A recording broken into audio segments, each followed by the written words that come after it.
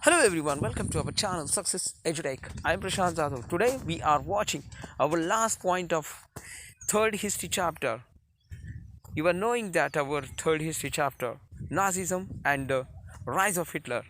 This is our third chapter and this is the last point, knowledge about the Holocaust. तो Holocaust का knowledge हमें यहाँ पर करना है.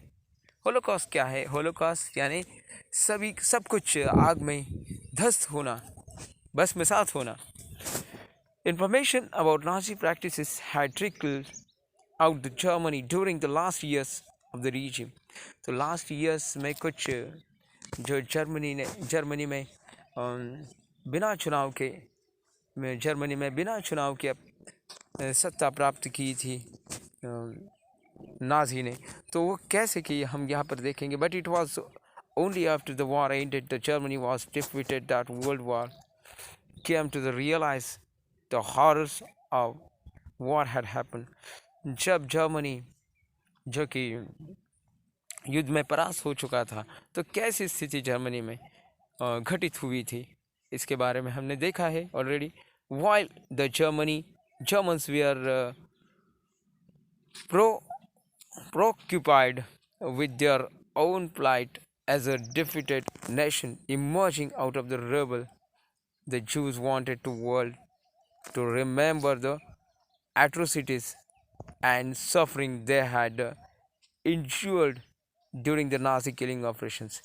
और क्या हुआ था जब वहाँ पर नाजी का अधिकार इस्टेब्लिश हुआ था, तब जूस जो थे वो भयानक स्थिति में थे. तो उन पर बहुत से अत्याचार हो रहे थे और इसीलिए उनको उससे प्रतिबंध चाहिए था. जू लोगों को एट्रोसिटी चाहिए थी इस सफरिंग से. तो क्या किया उसके बाद, the Nazi killing operations also called the Holocaust. और ये जो नाजी किलिंग ऑपरेशन था, यानी जो अभियान था लोगों को मौत तक पहुंचाने का, तो उसे होलोकॉस्ट कहा गया है. It at its height A ghetto inhabitant had said that the another that he wanted to outlive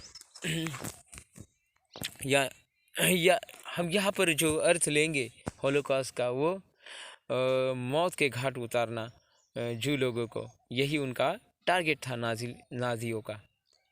outlive the war just for half an hour.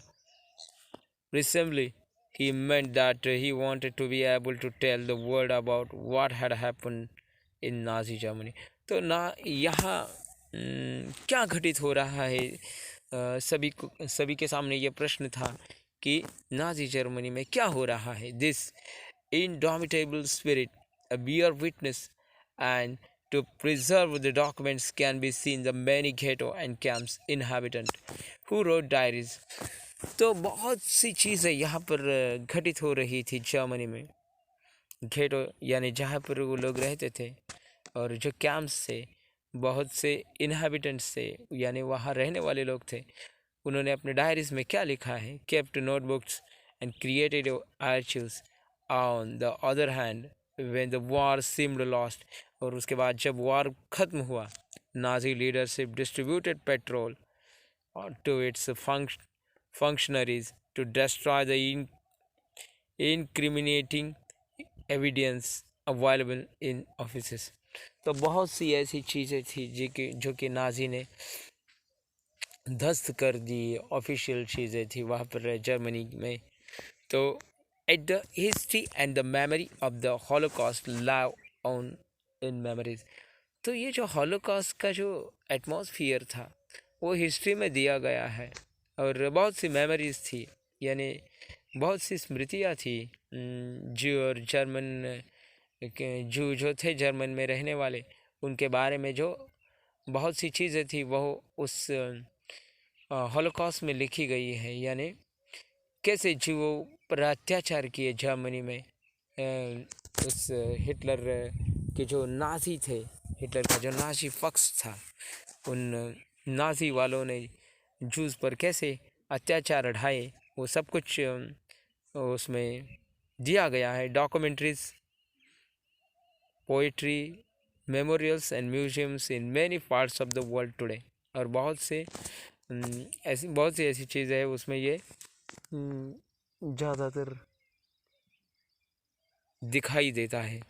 These are the tribute to those who rested it and embracing reminder to those who collaborated and warning to those who watched in silence। और जो silence को महत्व देते हैं तो उनका यहाँ पर ज़्यादा से ज़्यादा जिक्र नहीं किया गया है, उनको वार्निंग दी गई थी। और ऐसी बहुत सी चीज़ें हैं कि हमने इस नाज़िज़म में देखी है। Mahatma Gandhi rights to Hitler's, और महात्मा गांधी ने राइट्स हिटलर्स के बारे में क्या लिखा है? Letters to Adolf Hitler.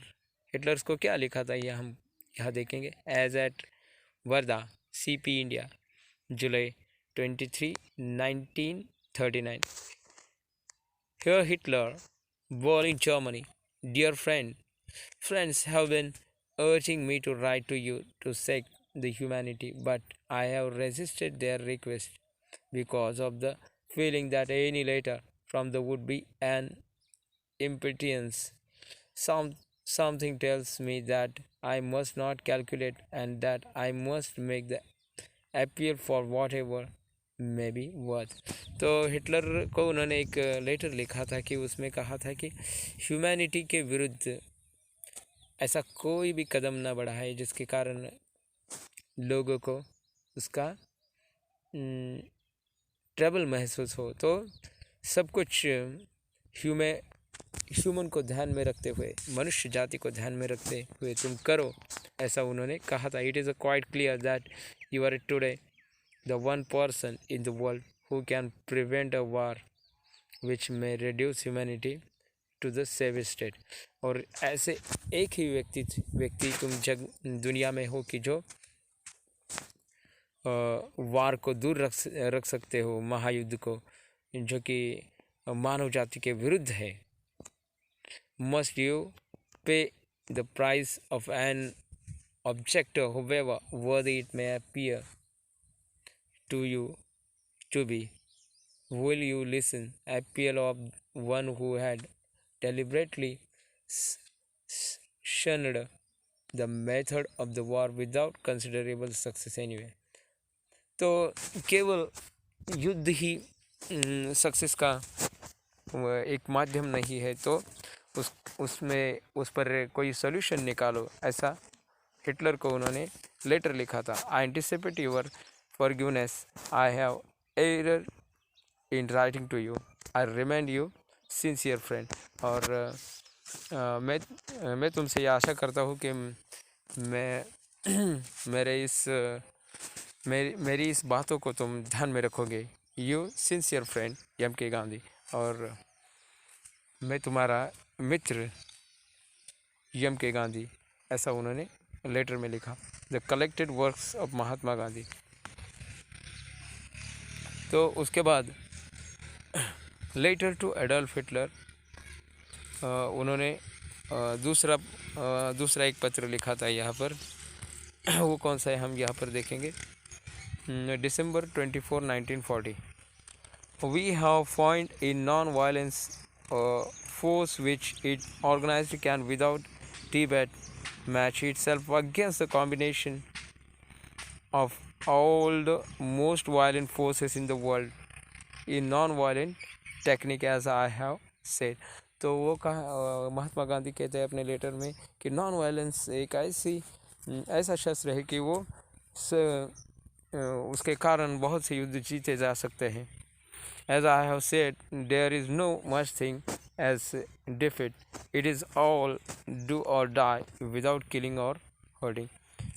ये सब डिपेंड करता है कि मरना है या मारना है, मगर वो किसी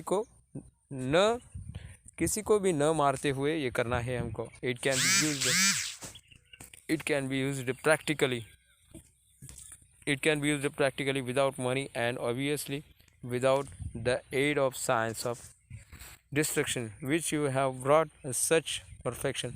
और ये सब कुछ करना है, प्रैक्टिकली करना है, यानी किसी भी साइंस का यूज़ न करते हुए या किसी भी शस्त्र का यूज़ न करते हुए।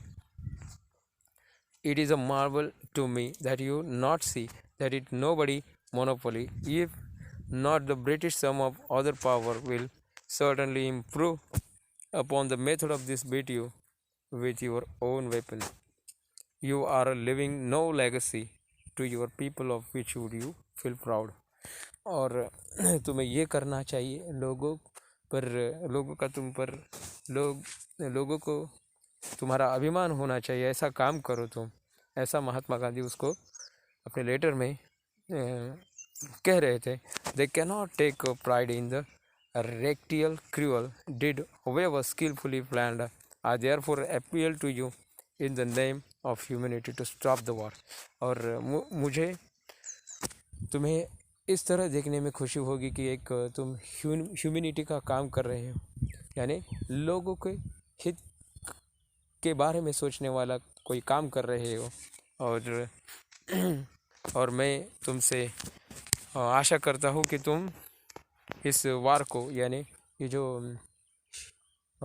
लोगों के अस्तित्व के विरुद्ध का ये जो युद्ध है वो तुम स्टॉप करोगे, यानी ये युद्ध तुम रोकोगे। मैं आशा करता हूँ।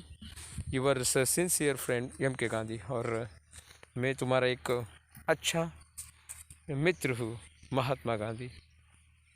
तो महात्मा गांधी ने हिटलर को युद्ध रोकने के लिए ये ऐसे पत्र लिखे थे। तो मैं प्रशांत जाधव अपना ये लास्ट का जो पॉइंट था यहाँ पर ख़त्म करता हूँ। नमस्कार।